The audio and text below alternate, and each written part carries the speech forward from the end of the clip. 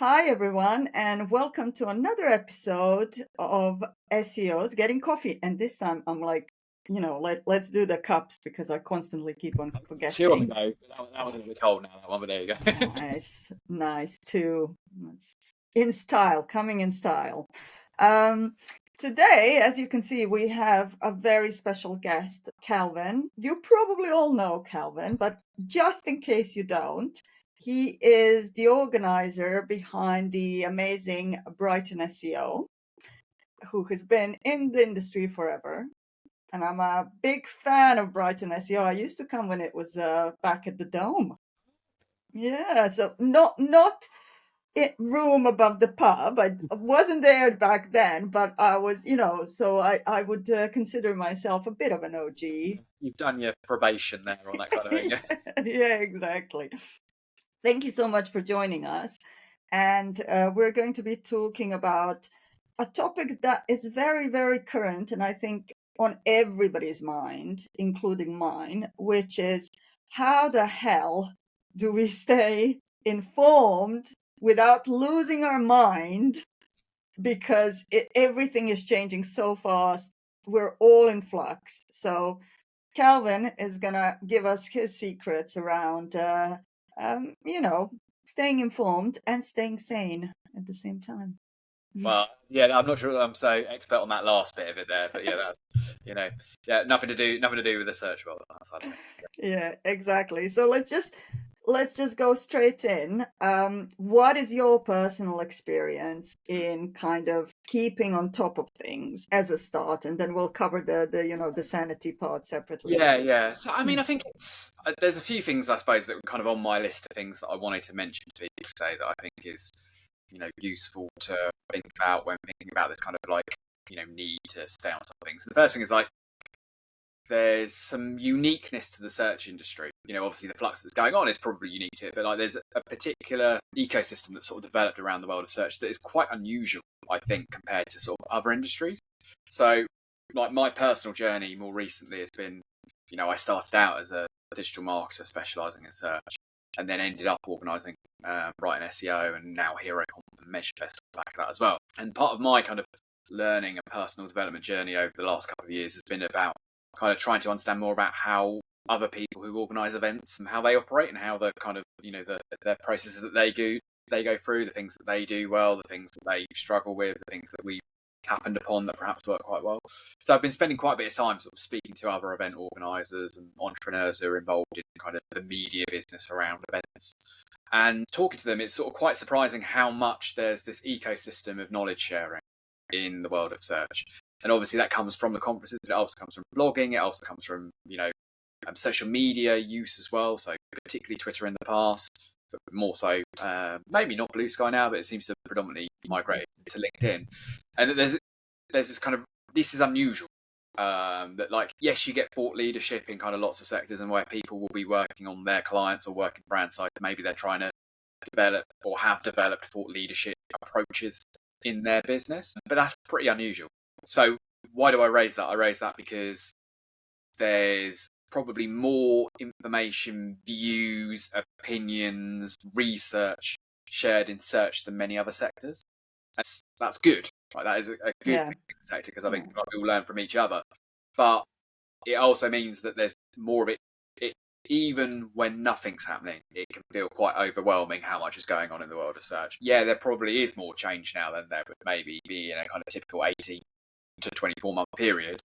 But, be aware that the flow of that is higher than perhaps it would sometimes be. If that makes sense.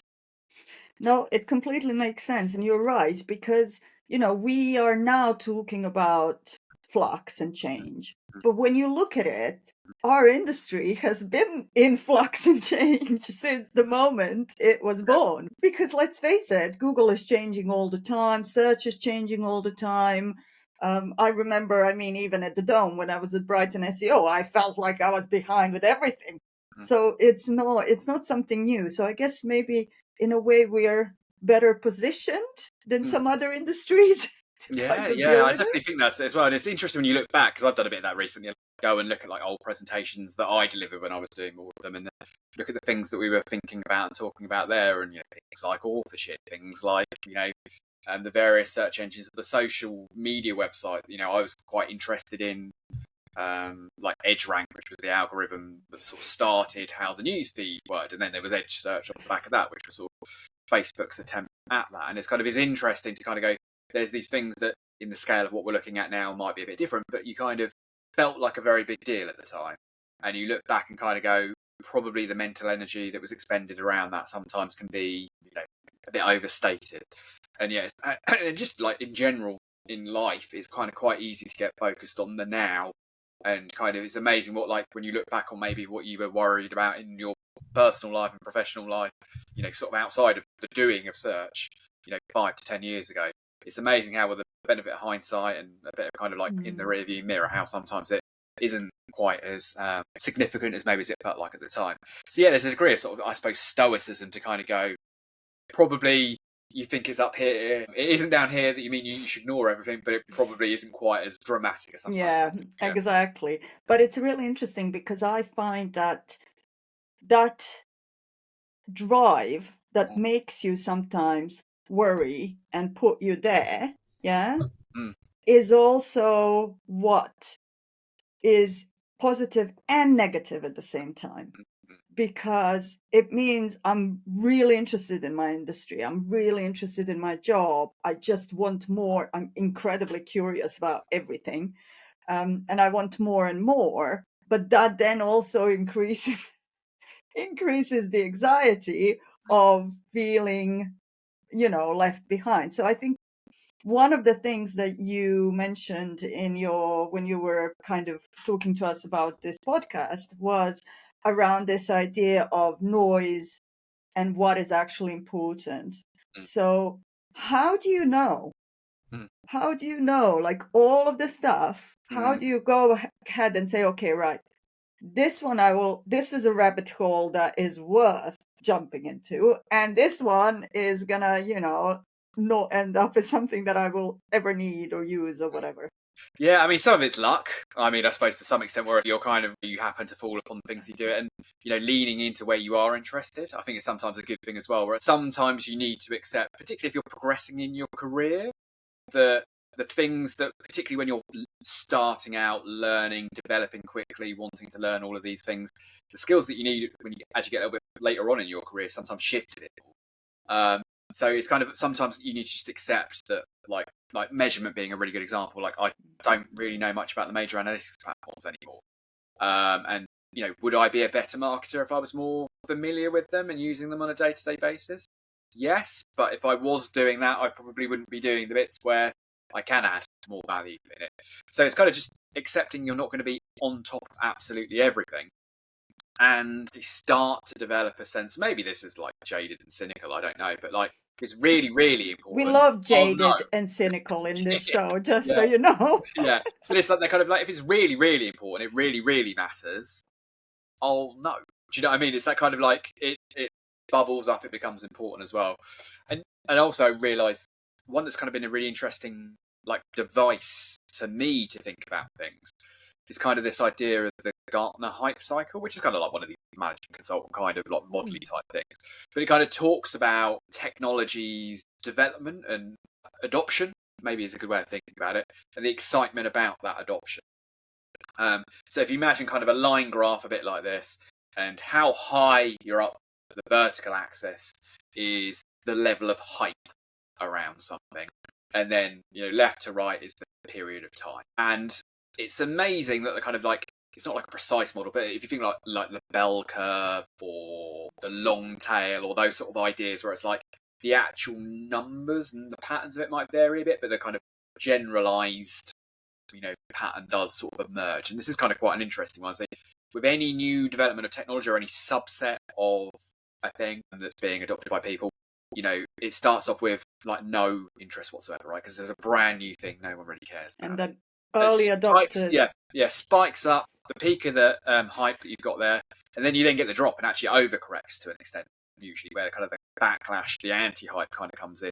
They've got like a slightly wanky name for it. They call it the trough of disillusionment, that I think is kind of a useful, where it's almost like people go, oh, this isn't a big deal after all. And then it kind of rises up to somewhere in the middle, which was a bit what we were just talking about there as well. And the reason I raise that perspective is to kind of go, well, for a lot of businesses, yes, maybe there's an advantage of being on the front of that hype train and being well aware, and maybe you're able to differentiate yourself as a professional and as a business by being at the forefront of that. But for most businesses, for most individuals, the bit where you're going to be delivering the value on it is in that like plateau at the end. So don't worry too much about kind of missing that thing. And it's interesting as well, even you see this on LinkedIn, there are a lot of people who I would consider like quite on the hype train for like the use of LLMs and their impact on search. And they've almost gone completely the other way now, some of them. Not all of them, but there are people who I kind of thought, well, like they've rebranded as an agent-based marketing business. My favorite is, I don't know if I can say it on the show that I host, but I said that I'm really looking forward to being able to put my LinkedIn profile as agentic search specialist, because it has the best acronym ever. There you go. Yeah, that's a good one. It's not, well, yeah, I think we might come to acronyms later on in today's episode in terms of things we're going to get to. But it's interesting because you see these people where they're like, look, this is significant, but like are sick of the hype. And the people who they see is kind of like on the overhyping it beyond its kind of reputation as well. So I think, to kind of circle back in a convoluted way back to the original question that we were talking about, don't be afraid to wait for it to get to that plateau. So almost be kind of waiting for it's exciting, but think of people who are doing incredibly well on YouTube, or people who are doing incredibly well on Instagram. Many of those weren't there on the absolute, first day of those websites launching. In fact, they sort of waited for the critical mass of it being there and sustainable. And I think there's a degree of that now anyway, particularly if we're talking about AI and search and some of the ways in which that kind of interact together, is that, yes, there's arguments that people are having about how similar is it, how different is it, in, like getting caught up in the detail. Naming conventions. Yeah, and stuff like that. And it's a bit like, well, I think it will be significant. I mean, I use LLMs, frequently in the day, and it's a useful tool to me, but it's a useful tool to me in the way that like a spreadsheet is, or it's a tool. That's the thing is, it is a tool. It's not a goal in itself. And once you kind of start thinking about it that way, then I think what happens is that you are no longer as paranoid that your skills and what you do isn't good enough. You're more thinking about what I do. Is there room for LLMs? Can it make a difference to what I do? And if it can't, I'm not going to use it. For this, I'm going to use it. For this, I'm not going to use it. But it's no longer this pressure of, oh my God, I need to catch up my skills now. What you need is the basic machine learning skills first. And then you can, and I'm not a bloody expert in machine learning, but I know enough how it works to know whether it can help me and whether it can't, because that's the ultimate question. They don't fit everywhere. And I think you've also got to appreciate like the ecosystem has all kinds of incentives to make things seem more dynamic, changing more. And I'm part of this, right? So I organise 3 search conferences a year, 2 a year in the UK, right? So that's every like 5 or 6 months. We're getting another 100 odd speakers to do there. And so we want it to sound like there's a lot of new stuff coming. So you've got to come to our event to learn about that and to be on the forefront of what's happening in search. The same for anyone who's trying to build a personal brand on a social media platform.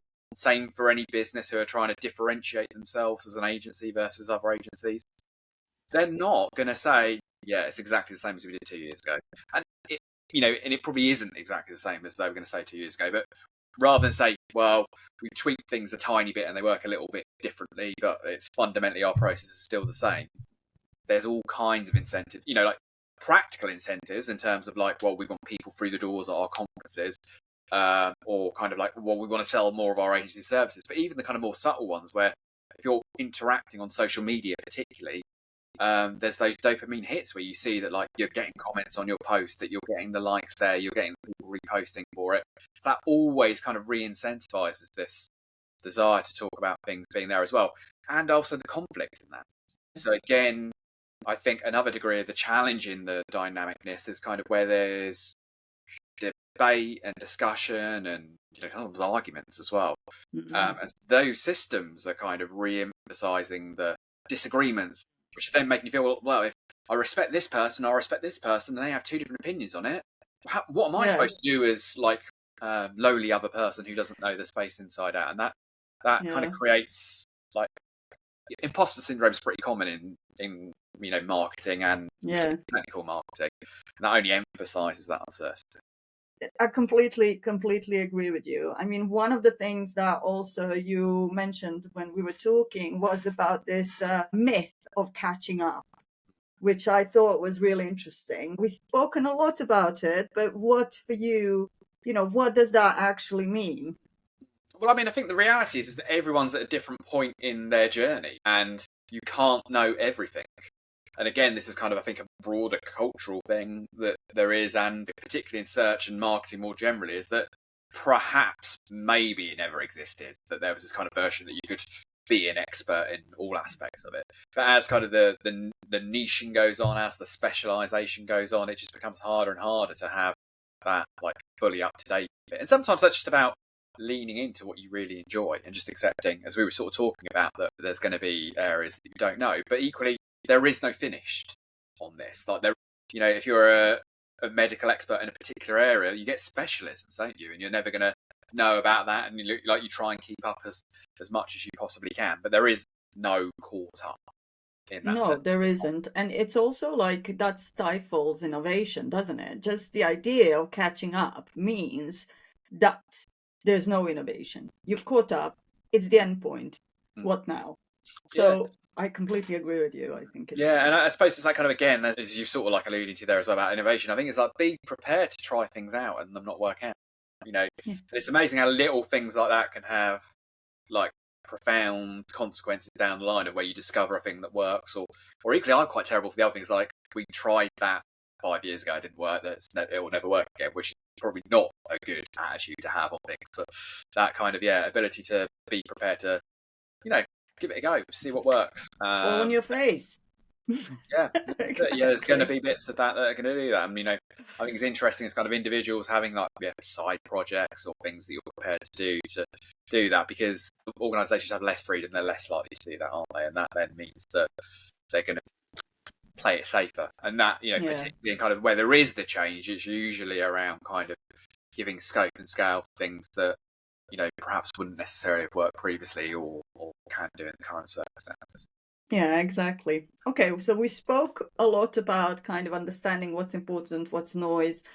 Let's get a little bit like practical for anybody who's starting out. So one of the obviously communities are, I agree, they're the best source of information that I found. Like the amount of stuff that I learned by just coming to BrightonSEO or being part of Women in Tech or the SEO community, or more recently a lot of WhatsApp groups. It's absolutely crazy. What are some of the other ones that you think, what are your go-tos? Is there like publications that you go to? Is there, a few of kind of the practical ones for anybody who's coming in new? Yeah, I mean, I think an interesting sort of cycle to go through to an extent is, you use an event or a community as a starting point to get a sense of like, that there's some curation that they're doing about the people who they're highlighting. And sometimes that's kind of like practical curation in terms of, Arij chose this person to speak at Women in Tech SEO, as an example there. But sometimes in the communities, it's just like, okay, well, you're in a WhatsApp group for paid search people, and here are the people who seem to be commenting the most frequently, or you kind of feel a connection to them. And that kind of having a smallish group of people whose opinion you follow quite closely, I think is a good sort of method to get into. And that can be like formal. So you kind of go, okay, well, I'm going to find my 5 people who I'll read every email they do. I'll follow them all of the social networks they've got. I'll, actively seek out their work. And sometimes it just kind of emerges. I think that's more how I've tended to work, which is kind of go, okay, well, I'll see people recommended, I'll follow them on their newsletter, and then there's those 4 or 5 newsletters that tend to be the ones for me that's kind of the route in which I come into it. And ironically, a lot of them aren't really to do for search now, because I'm more of an event organizer than a search person. But so yeah, it's Inatron who does one that's kind of about the growth of AI, but like he is a huge skeptic. Yeah, Zetronian over here, yeah. undercover Zetronian. Yeah. So again, that's kind of like, well, I read all that, take that very, very seriously. There's Garbage Day, which is a bit more kind of broader internet culture one. There's Flashes and Flames, which is an internet one. And I've ended to tend up more towards the newsletter one. So it's the kind of Substacky kind of ways of doing things, but equally it could be a LinkedIn thing, or I'm less in the kind of Slack channels and stuff like that.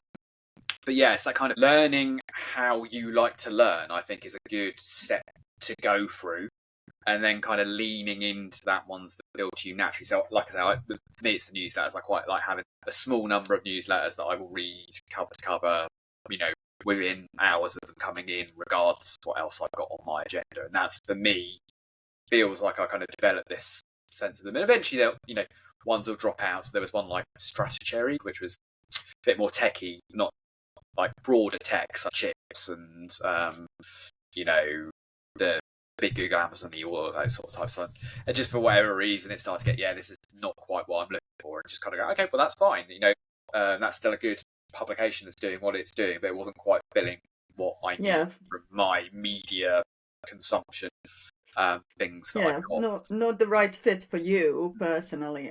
So that's the thing. You need to find what really fits you as a person, and you try things out, and don't give yourself a hard time, I think, if you don't keep on top of it. Then even sometimes I have newsletters that I really like, but for me there are sometimes I don't open them because I just it's one of those things. So it's interesting to hear that your approach is very much, those are the ones that I read, and I will open them, all of them, presumably. I will try my best to open all of them, I presume.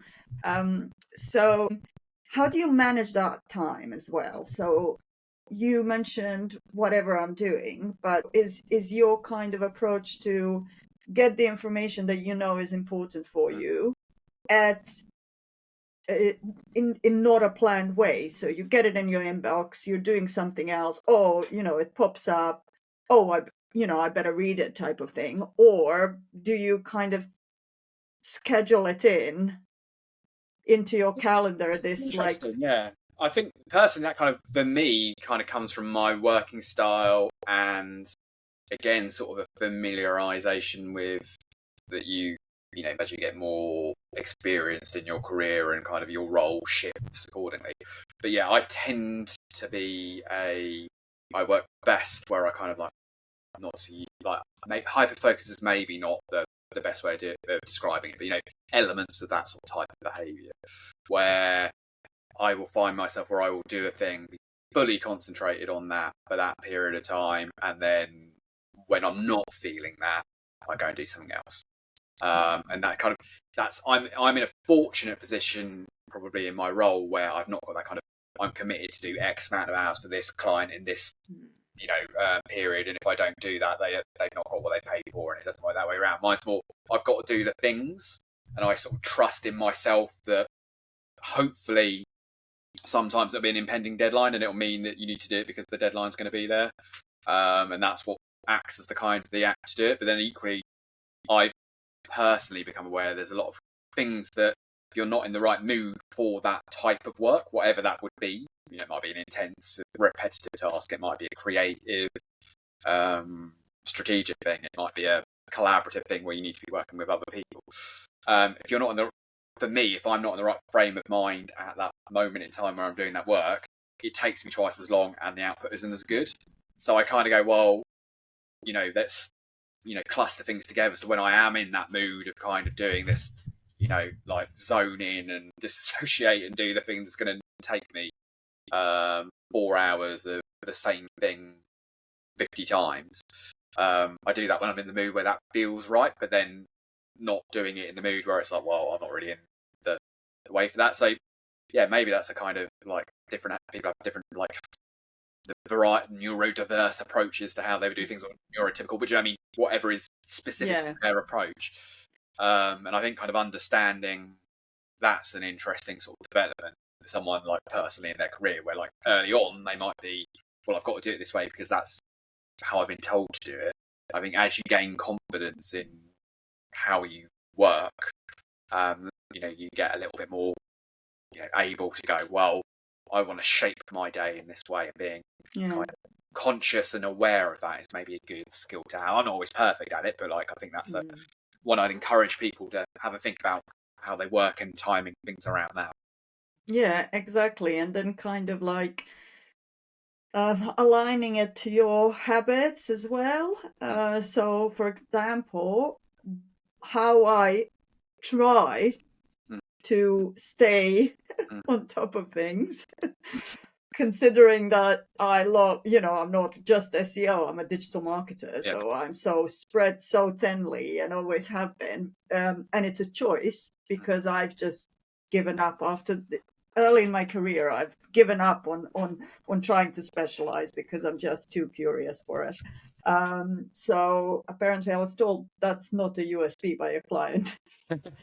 So, but it's who I am. So I do it in the morning. I will wake up in the morning really early and I will have my coffee. And I will spend that time on LinkedIn mostly, or Slack communities, which are kind of the primary ones that I use in the morning. And then I go to work and I hyper focus. I'm like all the way. There's no way I'm gonna be like, even when I have in my calendar kind of a bit of a like a placeholder for learning, I'll just ignore it anyway, because it needs to it needs to be for me, it needs to be when I want to do it as well. So the same. Yeah, that's it. And I think, that's, again, it's about that knowing how it's going to work for you is good to do that as well. So then it doesn't feel like a chore.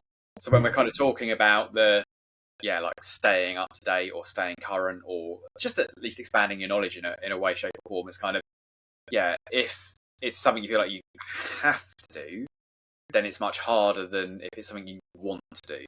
And then if you're kind of going, well, you feel like you should be doing it, it's then about finding, well, how's the way that it doesn't feel like it's work, or doesn't feel like it's a thing that you don't want to do. But equally kind of accepting you can go too far the other way, where there are people that are so drinking in the fire hose that they don't do the stuff. So it doesn't matter. Again, a lesson, I suppose, is that it doesn't matter how much you learn if you don't do any of it. That's exactly. A big part of the learning process, isn't it? It's not just like, here's a thing I could do, and then tomorrow here's another thing I could do, and here's another thing I could do. It's like, actually, if you've read that doing it or done that presentation, do something off the back of it, and actually maybe consume less but do more, maybe. Yeah, I think that's a really, really good piece of advice. I'm mindful of time. I do have one more question, because we spoke a lot about how to kind of balance the anxiety with information and stuff. And sometimes you just do need to switch off. How do you know when it's time for you to switch off? Like personally, what happens? What are kind of the signs for you where you say, if you think it might be, it's probably already too late. It's probably what I'd say on that side of things. It's like, I'm thinking I'm getting a bit burnt now. It's like, well, that's too late at that point. And again, that's sort of, for me, it's about that kind of not being able to focus on anything. I think it's usually a sign where it's like, maybe there's a bit too much here. But then I also so I'm terrible for, I'll go on holiday and still check my email. Yeah. And that's, and for some people I fully understand they would not want to do that. They want the full break. Whereas what I am more of a kind of like, knowing it's okay gives me the reassurance to then not check it as frequently, if that makes sense. So it's kind of, again, just sort of developing good habits. And those habits are probably, we've talked about it predominantly in the context of like your personal and professional development, but trying to, establish those habits in whatever the other way is. So maybe it is if you're at home and you really enjoy cooking, making sure that you're doing that you're taking the time to do that. Or, like I'm terrible for all or nothing on fitness, for example, where I'll be really on it for 6 weeks and then fall off the wagon for 4 months. But again, when it's working well for me and I'm getting the most from that, it's because I habits are really good. So it's about forming. I mean, everyone thinks about habits as bad habits, but it's then trying to form good habits as well. Is something I think is underrated as a thing for like longevity of, you know, being happy and working well and all that kind of thing, and trying to break the habits that you know have a negative impact on you in whatever way, shape, or form it is, and trying to form as many habits where there's a good chance that it is improving your mood or improving your success in whatever measure that you've got about it, personal, professional, whatever it is. And it's hard, right? Because it is like modern life as a whole is not particularly well set up to allow you to do that, and particularly in the types of roles that our listeners are here, it's probably, I sometimes envy those kind of roles that are probably, they might be a bit less cerebrally interesting, or whatever it is, but there's a kind of clear, I'm done for the day, not thinking about that. 9 to 5. Yeah. And, you know, that's not the role I'm in. It's not the role I'm sure many of these, like, of your, you know, viewers and listeners are in. But that doesn't mean that you shouldn't have whatever the way is of separating from that. I mean, one that I'm sometimes a bit surprised by is the amount of people who, and this is cool, it's their own choice, right? The amount of people where like their professional personal friendship groups are exactly the same, for example. And I kind of go, I quite like my friends who've got no clue what it is that I do. And that's nice to kind of have that, you know, a delineation where you're not kind of doing that, because it's quite easy, I find, when I'm with people who work in the space, to be talking about the space the whole time, and only a proportion of your personality, a proportion of your you know, views on stuff. And, you know, for me, I find that kind of having the people who don't really even know what SEO stands for, or certainly just about enough to take the piss out of me, is like a good level. Where it's like, they know, they call me a spammer, and that's then enough for any spam stuff to be my fault. You know, Exactly. No, that's brilliant. I mean, I have a lot of friends that are also in the industry, and for me, I love talking about it. So, that's fine. And I'm I'm one of those people who come to the company's social and everybody needs to tell them to shut up about work. But I've kind of like made my peace with it as well. And I've made my peace. And this is the other side of that coin, is there is, you know, it's like there is a lot of pressure to have this work-life balance. And that, yes, and everybody should be, but it's your balance. It's how you think about it. It's not, you know, like, it took me a long time for me, it's relaxing to open up an email when I go on holiday, because it gives me a break from having to run around getting my daughter.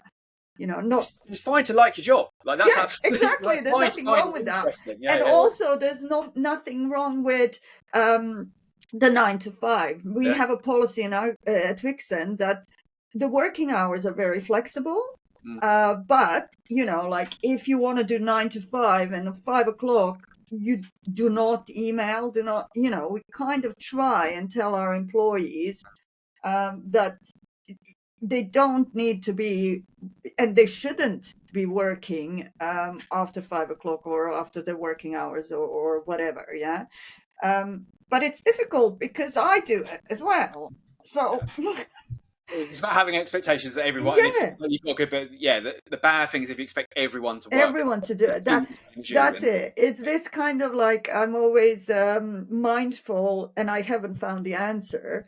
You know, you lead by example, but I'm sorry, if I led by example, then I would have to go completely against who I am.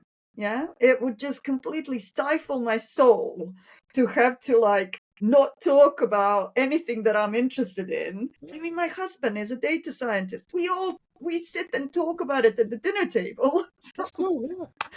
Oh, anyway, there you go. I get all really. We're enjoying talking about it now, which is a sign that we're exactly. This is what I mean. All right, Kelvin. Thank you so much for all of your wonderful tips and opinions, and as per usual, SEO Getting Coffee goes everywhere when it happens.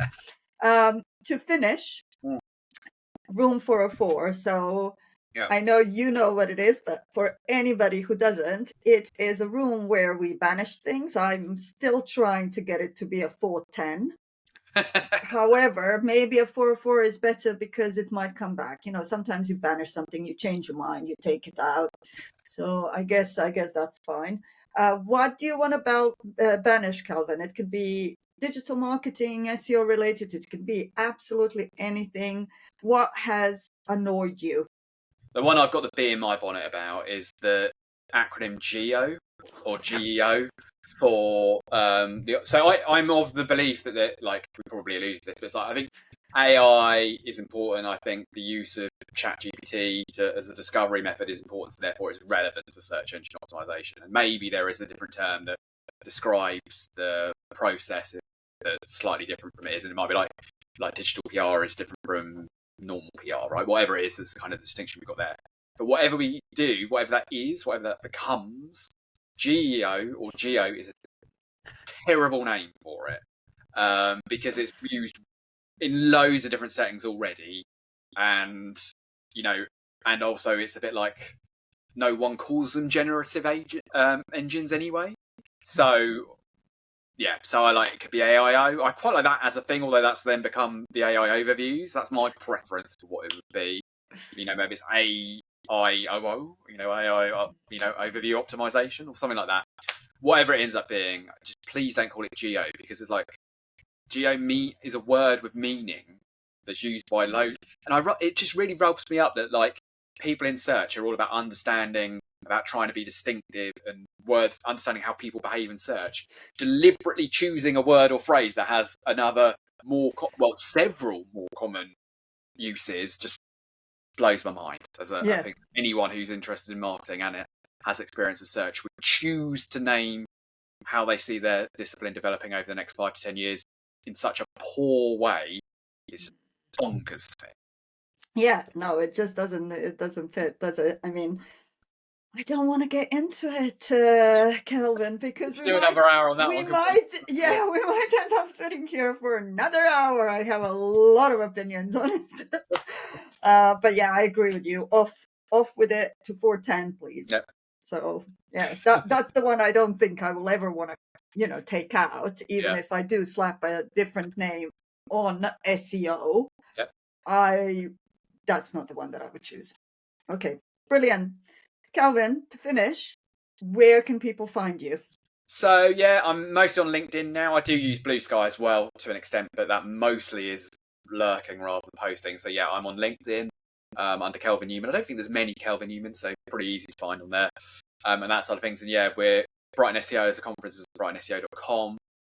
We also run PPC Hero and HeroConf, which is the PPC side of that as well, and that's at ppchero.com. Brilliant. Thank you very much for joining us. It has been an absolute pleasure, and I will obviously see you in April. Oh, one thing to finish with. Yep. I did it. So I'm representing, of course, but you know that this T-shirt was thrown by you from the Brighton SEO stage, and it hit me in the head. There you go. Yeah, I've been like warned away from that. Yeah. With the cannon, I said, I'm gonna, we have beef, Kelvin. We have beef. Yeah, that black eye was my fault on that side of things. Like people think when I used to do this, like launch T-shirts out of the T-shirt cannon. I say everyone like make sure you've got your coffee like below the table and like don't have any like loose and like be aware of where I'm shooting it in case you. People always thought it was just me being a little bit like over the top, but like no, if that'd get you in the head there, it could be a shock or a surprise. Let's put it that way. I mean, I love the T-shirt, but I would have liked I'm not to have in one today. I like deliberately whenever I'm on a video call go, well, I can't be like head to toe in the various Brighton SEO bits of merchandise. I don't see it in the back of the phone there, but I've got about 25 mugs over there as well in terms of they're on the shelves. Well, I thought you'd appreciate it, and also then I had an in with the cannon in the head story. Brilliant. Thank you so much. And thank you everybody for listening. As per usual, we wouldn't be marketers if we didn't end with comments. Tell us what you think about this episode. Subscribe, like, all of those amazing CTAs that we want you to do. So, till next time. Bye.